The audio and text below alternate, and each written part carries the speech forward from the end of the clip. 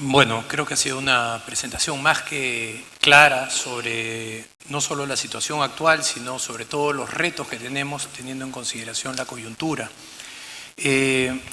Al comienzo de la presentación, Liliana menciona la desaceleración china. Estamos ahora en el 13º plan quinquenal, hablan de 6.5%. El mundo en general se queja de la desaceleración china, pero el primer ministro chino dijo hace poco algo que es bastante cierto. Él dice el 6% de crecimiento de hoy es como el 10% de crecimiento hace tan solo 4 o 5 años. Puede ser que para la economía norteamericana o europea en general esa desaceleración sea más sensible. Mi pregunta sería, ¿qué tan sensible es para un país pequeño como el Perú? O sea, ¿qué tanto a nosotros en cuanto a demanda de commodities nos afecta realmente? De acuerdo a nuestra capacidad instalada, por ahí podríamos estar produciendo como podríamos estar produciendo si hubieran salido los proyectos mineros durante estos últimos 5 años, y esa producción, digamos, tendría demanda. Quisiera saber qué opinan al respecto. Bueno, podemos empezar contigo, sí. Sí. Perú efectivamente tiene un stock no renovable, de recursos no renovables, que podría sacar al mercado y con eso compensar, ¿no?, por los siguientes años, digamos. Pero en el corto y mediano plazo, el problema que tiene es que el precio de esas materias primas está determinado fuertemente por los demandantes, y los demandantes son China, Estados Unidos y los países avanzados, pero China muy fuertemente, ¿no? La desaceleración china, antes se decía si Estados Unidos resfría, estornuda a América Latina, le da una pulmonía. Bueno, ahora sí China estornuda. Y entonces estamos realmente dependientes del crecimiento de China. Y el decir, bueno, sí, era como que creciéramos el 10% antes, se refiere a que marginalmente es más difícil crecer tanto.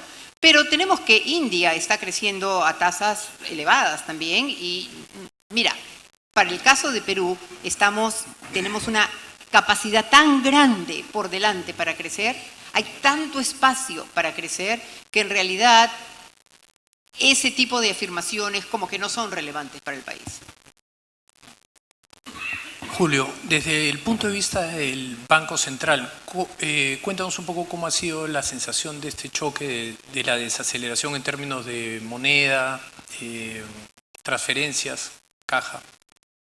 No voy a comentar la otra pregunta, que era, creo no era dirigida a Liliana, sino al resto del auditorio anterior. Creo que hay dos factores, ¿no? En China, y por otro también es oferta. Siente la producción de cobre en Perú, y está Oscar González Rocha, pongamos, está pasando de 1.300.000 a 2.8 millones de toneladas en 2018. Países que no eran mineros, o solo tenían minería artesanal, como Panamá o Ecuador, que están con minas de cobre que van a producir 320.000 y 360.000 toneladas métricas. Ni hablar de otros países. Lo que se esperaba que sucediera con precios altos sucedió. Un montón de proyectos se volvieron interesantes. Segundo factor, que estuvo tanto como demanda China tras el ascenso del precio de commodities, independientemente de la evolución del precio del dólar, ha sido que los commodities han sido un activo financiero. Cuando había mayores perspectivas de que subiera tasa de interés como activo financiero, perdón, atractivo. Lo recuperaron parcialmente cuando se esperaba que se retrasara este aumento de la tasa de interés. Ahora nuevamente está cayendo ayer, hoy el precio del cobre, porque después del discurso del vicepresidente de la Reserva Federal en Aspen el domingo, se está viendo tal vez como más próxima la subida hacia el FED. Que no haría tanta importancia esos puntos que puso Liliana Rojas, que son las proyecciones, porque cuando uno habla con los gobernadores del FED, te dicen que ellos no saben tampoco, ponen los puntos porque le piden que los pongan. ¿Por quién va a saber el futuro? ¿Ustedes podrían saberlo? No, y ellos tampoco. Está sujeto a los datos que vayan observando. La visión que tenía yo de la tasa de interés del Perú hace 5 meses para este mes es completamente diferente a la que tenía hace 3 y diferente a la que tengo hoy. Por lo mismo pasa para cualquier gobernador de Banco Central que está viendo simplemente cómo se mueven los datos. Ahora, responder a tu pregunta, no sé, o cambio de pregunta. Hemos tenido 5 años continuos de presión. La caída de precios commodities comienza en 2011. Este casi es el 5º año consecutivo de caída de precios commodities. Tuvimos desde el 2013, con el anuncio del 22 de mayo, al que hizo referencia Liliana, el retiro del estímulo monetario, que comenzó a originar que el apetito que había antes por activos en mercados emergentes y por commodities como activo financiero comenzó a disiparse y la plata comenzó a salir. Y además los temores con respecto a China, temores que en gran medida se calmaron después de la reunión del G20 en Shanghái, cuando prácticamente el gobernador del Banco Central chino aseguró que el manejo cambiario iba a ser bastante más prudente, vamos a ponerlo de alguna forma, y no iba a haber una depreciación inesperada como la que hubo en agosto del año pasado, que removió todos los mercados. Cuando digo que hemos tenido 5 años difíciles, es que lo que estimábamos como valor fundamental del sol variaba cada 6 meses por nuevos acontecimientos. Aquello a lo que me refería cuando decía que uno no puede poner los puntos de la tasa de interés porque depende de los eventos que todavía no han ocurrido, igual cuando uno estima cuál sería el tipo de cambio adecuado, hay eventos futuros que han ocurriendo y han terminado pasando. Ahora imagínense una reversión. No sé si coincido con la posición de Liliana en varios aspectos, pero como es muy amiga mía, creo que no. No, mejor lo digo porque no va a creer que... China creo que no va a tener aterrizaje forzoso. Riesgos obviamente hay.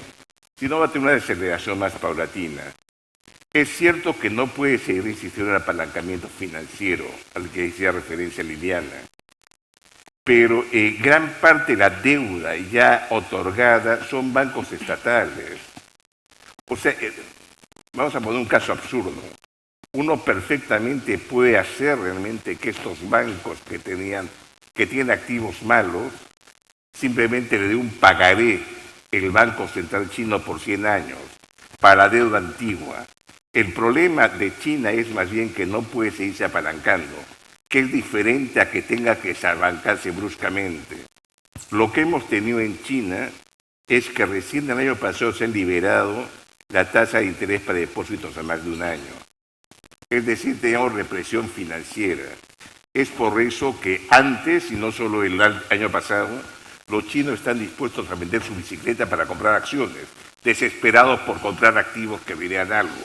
Es por eso también que compran inmuebles. Estas ciudades vacías que uno muchas veces ve, no es el caso de México hace 2 años, o el de Estados Unidos en la crisis inmobiliaria. Son realmente propietarios que han destinado ahorros a tener estos departamentos que no están ocupados. Y el caso del FED, no es que discrepe totalmente, o sea, creo que coincidimos. En el caso del FED realmente creo que en gran medida hay este mercado. Sería difícil suponer que tenga una presión continua ascendente del tipo de cambio. Yo creo que está en gran medida ya reflejado en el mercado los efectos del ajuste que había de tasas de interés en Estados Unidos. Y para terminar, porque estoy extendiendo demasiado, creo lo importante para calmar los mercados es que cada vez se está apuntando a una tasa más baja de largo plazo en Estados Unidos. El discurso de Fisher ayer, y Fisher es un poco menos cuidadoso que Janet Yellen, que lee siempre, creo que va a esa indicación. Probablemente el crecimiento potencial de Estados Unidos sea menor, lo que significa que también la tasa de interés a largo plazo tal vez sea menor. Y probablemente el desempleo también de Estados Unidos sea algo más bajo del que se estima antes. En parte creo que tiene que ver también con cambios demográficos. Gente mayor que trabaja un poco más de tiempo, etc. Pero bueno, no, yo creo que contesté la pregunta. Otro tema. Pero bueno, siguiendo la explicación de Liliana, tú mencionas que hay una ventana de oportunidad para reformas. Me gustaría hacerle la pregunta partiendo por Patricia. ¿Cuáles crees que deberían de ser esas reformas y cuál debe ser la prioridad? Bueno, definitivamente coincido con Liliana en el tema de reformas que apunten a incrementar la productividad. Y creo que afortunadamente eso está en la agenda. Desde el tema de formalización, que no solamente afecta la productividad de las empresas no formales, sino que afecta también a las empresas formales que no pueden competir en las mismas condiciones, motivo por el cual, por ejemplo, dejan de invertir en innovación o en mejoras que obviamente originan inversiones que van a tener que recuperar. Temas tan simples como el tema de la creación de infraestructura, que es un tema transversal en la agenda, y donde vemos además que justamente se relaciona con ese Estado que ha ido creciendo de forma inorgánica en realidad y que ha ido más bien generando trabas al aumento de productividad de las empresas por la demora que tiene en lograr aprobar o dar pase a proyectos de inversión necesarios en cartera, con el dinero además a disposición para hacerse. Y ahí tenemos, digamos, decisiones muy micro que no se han venido tomando y que obviamente han embalsado una cantidad de inversiones tanto públicas como privadas que definitivamente tienen un impacto en la posibilidad de las empresas de cualquier tamaño de salir a los mercados. Cuando hablamos de reformas institucionales, por Lima han pasado los grandes expertos de las reformas institucionales, particularmente James Robinson, que es coautor con Daron Acemoglu de White Nations Fell, un libro que casi todos los que están en esta sala estoy seguro han leído. Robinson hacía hincapié que para hacer reformas institucionales, a diferencia de las reformas económicas, no se podía hacer solo en base a técnicos, sino se necesitaban consensos políticos. Pareciera que este quinquenio podría dar una ventana de oportunidad a un consenso político, sin embargo hay personas que son reticentes a algún tipo de acuerdo entre legislativo y ejecutivo. Quiero aprovechar la presencia de ustedes tres para preguntarle a los tres la misma pregunta. ¿Es posible ese acuerdo, ese consenso político? ¿Cómo debería de serlo? No sé si parte Patricia y acabamos con Liliana. Bueno, creo que desde el momento en que hemos tenido, digamos, en el Congreso, más que debate, una exposición de ideas más o menos desordenada, pero se ha dado el voto de confianza al primer ministro, estamos siendo optimistas, ¿no? Y es una sensación de optimismo porque se ve que finalmente prima la cordura dentro de lo que el Perú necesita, y obviamente va a haber que trabajarlo muchísimo porque en lo general podemos tener consenso, sin embargo, cuando vamos a la letra pequeña o las medidas más precisas, a medida que vamos bajando, o mejor dicho, aumentando el nivel de detalle, vamos a ver que comienzan a salir las discrepancias y probablemente también los intereses particulares que van en contra de la posibilidad de estas medidas. Julio. Yo soy relativamente optimista, creo que lo fundamental pueden ponerse de acuerdo. Excepto Robinson es muy escéptico. Robinson está casado con colombiana y es muy escéptico de Colombia y Perú en cuanto... No digo como algo malo, no. Es decir, no conoce América Latina. Un poco escéptico realmente de lo que podría pasar. Creo que la posibilidad de consenso sea más grande. Inclusive es la tercera vez que tenemos un ministro de Economía, y me hago referencia a lo que ha expuesto Liliana, como presidente. El primero fue Pierola, que inició un ciclo de expansión que duró hasta el 30, cuando fue presidente en 95-99. Ministro de Economía con Baltas, excelente gobierno, del 95 al 99. El segundo ha sido Leguía, que también incluso gente deportada como Víctor Raúl Aya La Torre considera que Leguía fue el mejor gobierno. Obviamente tiene un montón de aspectos negativos que no entra a eso. Creo que hemos tenido la suerte que en la segunda vuelta llegaron dos propuestas que tenían muchos elementos en común. Entonces creo que lo fundamental probablemente se ponga de acuerdo. Obviamente conflictos va a haber. Cualquier error que comete el Ejecutivo va a ser aprovechado obviamente por la oposición, porque es oposición precisamente. Pero espero por el bien del país, confío tanto en Pedro Pablo como en Keiko, que se pongan de acuerdo. Son difíciles, no son fáciles de hacer ciertamente, pero creo que se abre una oportunidad para hacerlas, ¿no? Liliana. Sí, mira, la pregunta es difícil porque en mi exposición lo que yo hablé es de un largo plazo, ¿no? Entonces, como va más allá del quinquenio, hay algo que nos falta en toda esta ecuación, y es el desarrollo de los partidos políticos. Uno no puede tener un consenso político si el grupo de partidos políticos que está en juego cambia cada vez. Entonces, ¿cómo va a tener un consenso que luego vaya continuando en el tiempo, en un crecimiento que necesitamos que dure como 15, 20 años? Entonces, esa es una pieza que no comenté, pero algunos ejemplos de éxito tienen muy pocos partidos. Es más, la mayoría de ejemplos de éxito tienen muy pocos partidos, están muy bien solidificados. ¿Cuál es la gracia de tener 2, 3 partidos?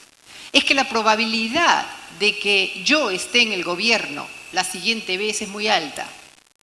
Y entonces es poco probable que maneje o que malogre lo que ya se hizo bien. Porque si no me va a tocar heredar un problema muy difícil. Entonces, la consolidación y desarrollo de partidos es un tremendo desafío en el país. Cosa que Robinson y Acemoglu enfatizan bastante en el texto, ¿no? Mencionaste los aspectos positivos del crecimiento, eso lo sabemos todos. En cuanto a crecimiento, más es mejor, aunque suene horroroso decirlo, ¿no? Sabemos que tenemos que hacer en el largo plazo, tenemos que hacer necesariamente reformas estructurales, si no mantendremos una tasa de crecimiento como la actual, 3, 4%. Pero para hacer una especie de shock de crecimiento, ¿qué podríamos hacer en el corto plazo? ¿Qué podríamos hacer en los próximos 180 días para dar un shock eléctrico a la economía, sea por lo menos en el lado de los incentivos? Liliana. Esa pregunta es difícil, pero difícil, porque tiene muchos riesgos. Por ejemplo, hay algo que a mí no me gusta. Yo no me bajaría la regla estructural fiscal. ¿Saben cuál es un gran problema de hacer las cosas que se dicen que son transitorias? Es que se vuelven permanentes, casi siempre. Si uno la saca, volverla a poner, buena suerte. Demora muchísimo. Entonces, ese shock de crecimiento, no necesariamente yo necesito ver crecimiento mañana, sobre todo si Perú se ve relativamente bastante bien. Estaría mucho más contenta si veo que se engrana, que se forman las bases de ese crecimiento más sostenido. Más que mostrar resultados el próximo año. Crecí muchísimo, rapidísimo, y me expandí mucho, ¿y qué? ¿Y luego cómo lo revierto? Como te digo, hay cuestiones que se han logrado con sangre, sudor y lágrimas que no creo que el Perú deba retroceder.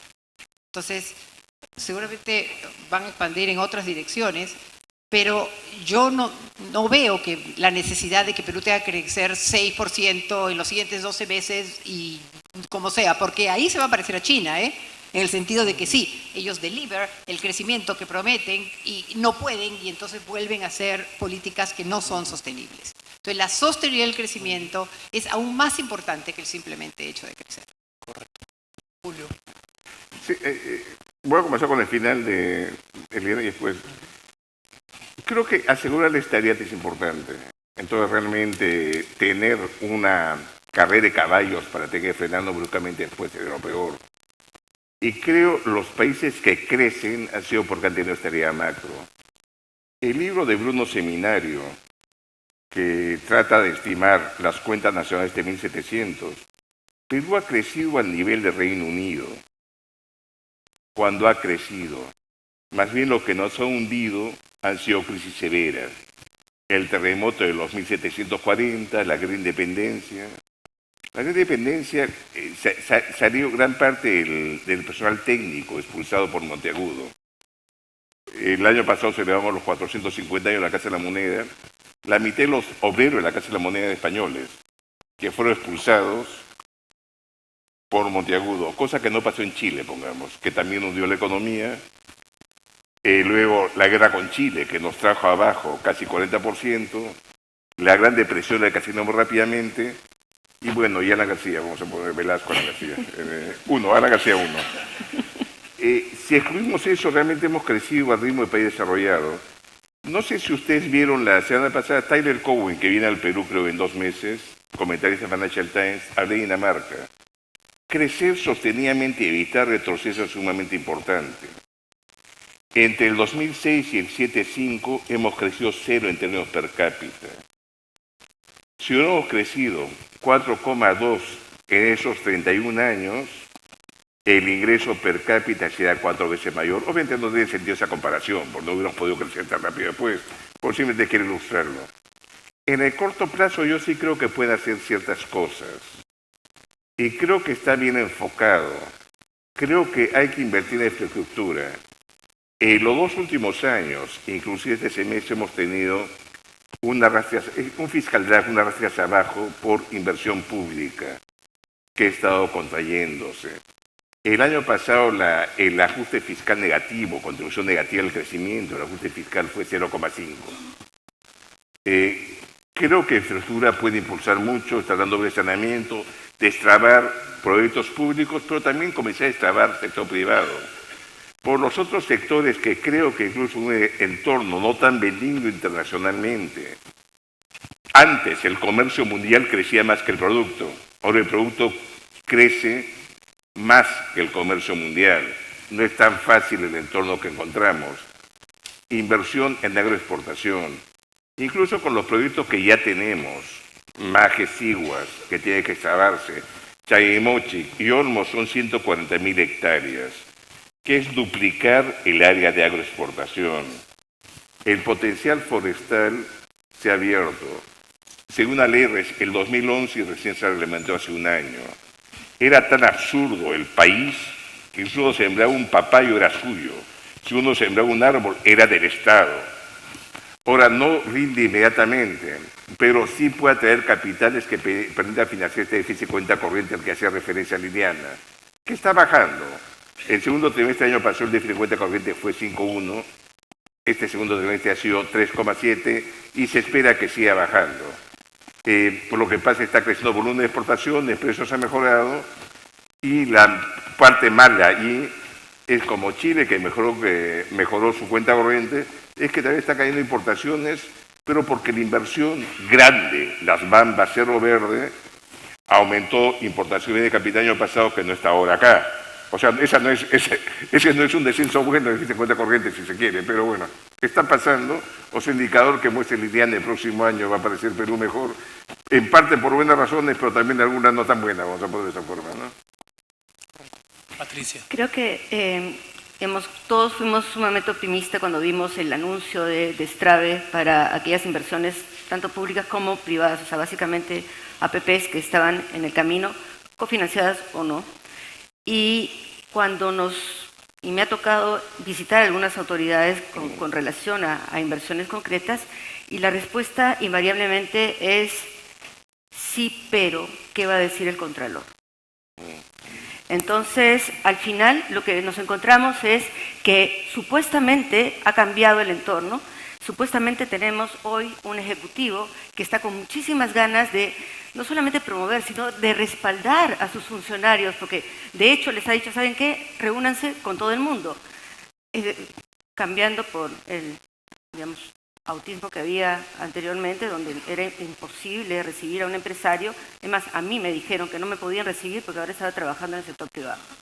Y me lo dijo un funcionario del Ministerio de Economía. O sea que, digamos, eso ha cambiado, hoy te reciben, pero en el momento que tienen que firmar, te dicen, es que alguien opinó antes que no se podía. Entonces, bueno, pero la discusión es no importa, pero la opinión existe y está por escrito. Entonces, mejor nos vamos a un arbitraje. Y es la respuesta que estamos escuchando. Si eso no se cambia, y no sé cómo, porque algún tipo de seguridad tienen que tener los funcionarios por más, digamos, buena voluntad que tengan, y cuando vemos además las persecuciones a las que son sometidos, entonces, ok, ¿a quién le pones el lapicero en la mano? Ahora, tampoco tienes que asumir un cargo si no estás dispuesto a asumir los riesgos, ¿no? Correcto. Fue una mención muy breve.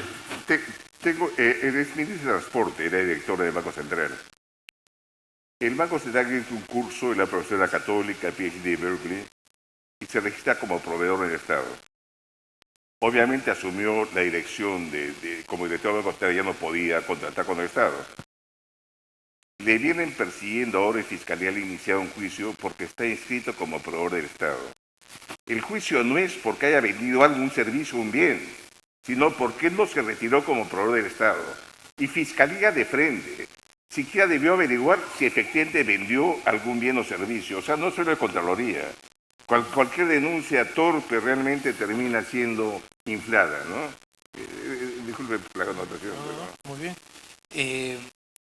Uno de los aspectos cruciales de la parte final de tu presentación, Liliana, menciona la productividad total de los factores, que bueno, por lo menos desde casi los 60 sabemos es la principal variable que predice el crecimiento. Pareciera que en Perú no nos hemos enterado todavía.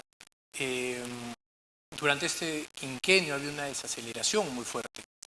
Y entonces ahí la pregunta va, ¿qué tanto hay responsabilidad del gobierno? ¿Qué tanto no es responsabilidad del gobierno esta caída en la productividad total de los factores? ¿Y cómo podemos hacer para revertir? Después esa pregunta se la pasaremos a Julio y a Patricia.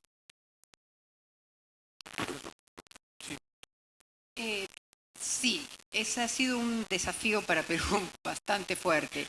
Tú me estás preguntando de quién es la responsabilidad. Bueno, para comenzar, la responsabilidad de cómo se produce claramente es del sector privado, ¿no? O sea, cómo produces es del sector privado. La facilitación de que tengas el entorno y el clima de inversión adecuado es del gobierno. Y luego, además, sí, y lo que sí tengo entendido es que hay muchísimas acciones conjuntas entre el sector público y el sector privado. Entonces, en realidad, no es una pregunta de quién está a cargo, sino quién está a cargo de qué. Por ejemplo, si alguien me pregunta, innovación, ¿quién está a cargo de innovación? Bueno, el Internet no lo inventó el sector privado, ¿no? O sea, hay muchísimas cosas que básicamente son infraestructura que el gobierno coloca. Y Perú está entre los países de más baja inversión en innovación en el mundo. Ya no estoy hablando solamente en América Latina, en el mundo. Eso es del sector público, siempre lo ha sido. Es más, no sé si lo ha sido o no lo ha sido específicamente en un país.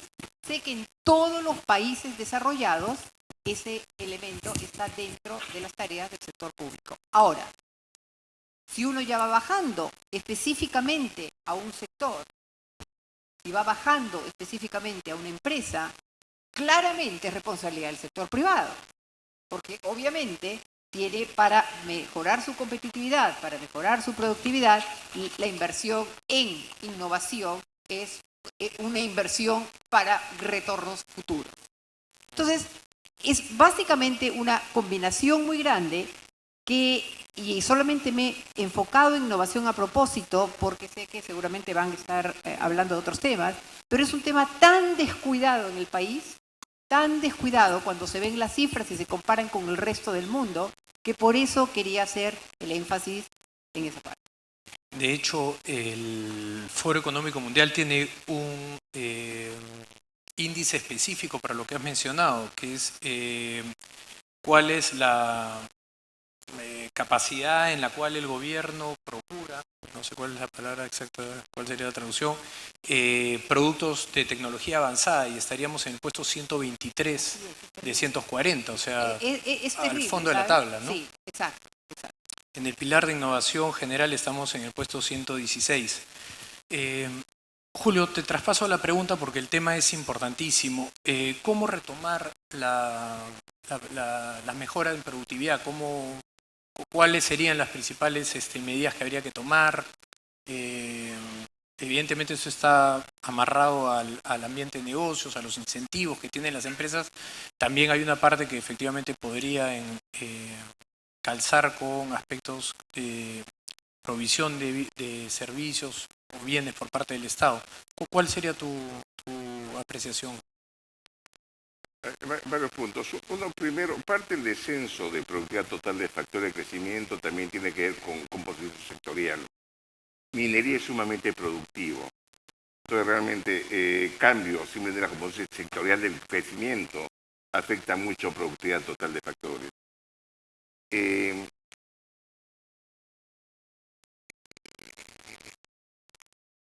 Creo, llegando a lo Iliana, y creo que lo he mencionado alguna vez cuando está presente, lo de Fukuyama. O sea, creo realmente que hay países que funcionan independiente del tamaño del Estado. Es gente que el Estado haga bien su tarea. No que se mete en lo que no sabe hacer y que trabe inversión privada, que ponga así obstáculos, sino que cree precisamente el ambiente favorable a los negocios, regulando lo que tiene que regular. Y el ejemplo que pone Fukuyama es Suecia o Brasil. Ambos están muy grandes, no funciona Suecia, otro no funciona Brasil. Estados pequeños, Estados Unidos, Japón o Nueva Zelanda y Perú, si quieren ustedes. En uno funciona Nueva Zelanda y en otro no funciona Perú. Es simplemente un estado en que se cumplan las normas, en que la regulación sea la adecuada, etc. Ahora, creo que mucho tiene que ver con destrabar, crear un ambiente favorable de inversiones. Por alguna razón, en los últimos 10 años me he juntado con muchos irlandeses.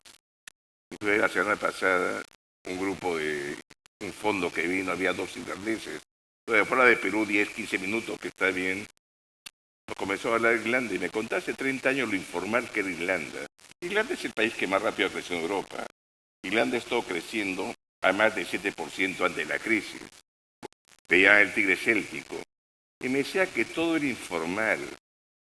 Y lo que ha hecho que la economía se vuelva más formal ha sido precisamente el impulso al crecimiento de empresas medianas y grandes, más productivas, que han hecho realmente que el sector informal poco productivo vaya perdiendo importancia. Eso significa destrabar, crear las leyes tributarias y laborales adecuadas, crear ambiente propicio para inversión y en gran medida el problema de informalidad que ahora nos agobia, y tenía razón Martín Pérez, cuando decía que no se podía crecer con eso de la informalidad, comienza en gran medida a dispersarse. O sea, no enfocarse muchas veces en la informalidad, sino en lo que hace que seamos poco productivos. A veces resuelve más rápido la informalidad, ¿no? Sí, bueno, totalmente coincidencia con eso, porque el tiempo que se gasta en tareas improductivas ha sido lamentablemente creciente. Y yendo un poquito a cosas que ocurren y donde vemos que el Estado realmente no se habla ni siquiera consigo mismo. Hace un tiempo, digamos, estuvo por aquí Hausmann y presentó su idea de este tema de diversificación productiva y cómo los países más desarrollados eran aquellos que tenían industrias o actividades más complejas y más diversificadas o más variadas. Entonces, curiosamente, tanto un ministro como una persona de otra entidad comenzaron a trabajar el tema. Y comenzamos a ver, digamos, avances y mucho énfasis en estos temas de cómo identificar aquellos sectores en los cuales el Perú comienza a tener ventajas, un poquito, digamos, Porter llevado a otro nivel, ¿no? Y más en detalle. Curiosamente, yo hablé con el ministro y me pareció que era una idea fabulosa para compartir con esta institución X, la llamé y le dije, mira, se está trabajando este tema y creo que es una excelente oportunidad para que los temas de innovación se vean desde ahí. Oh, sorpresa, me dijo, sí, pero nosotros tenemos contratado a Ricardo Hausmann hemos tenido contratado durante mucho tiempo. Y claro, habían desarrollado un atlas de competitividad a nivel regional muy detallado que el ministerio ni siquiera mencionaba. No sé si lo conocía o no, pero no se hablaban. Y por lo tanto, el material estaba ahí, los dos tenían al mismo asesor, y sin embargo, el tema no se estaba trabajando a la velocidad y con impulso que se debía hacer. Entonces, ese tipo de cosas ocurren en el sector público, es un excelente momento para resolverlo, creo yo, además que la dinámica de este gabinete es mucho más amical y hay menos enfrentamientos y es algo que debería aprovecharse. Es decir, comencemos por mejorar la productividad también en el sector público para que cale hacia el sector privado. Cuando hablamos de la capacidad de innovación, y ya acá entramos a la última parte del bloque.